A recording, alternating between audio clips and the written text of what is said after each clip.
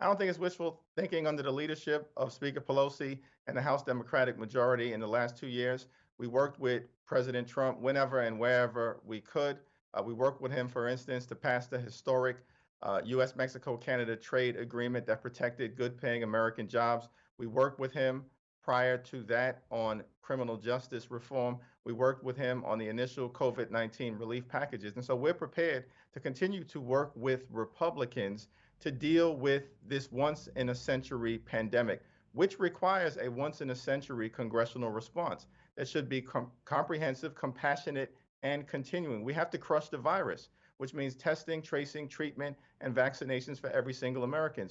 We have to provide direct relief to those Americans who are hurting, increase the checks to $2,000 per person, deal with homelessness, deal with evictions, deal with food insecurity, and unemployment, of course, and ultimately lay the foundation to supercharge the economy. And I'm so excited that we have a unifying leader in Joe Biden who has experience throughout his track record in the Senate and as vice president of bringing people together.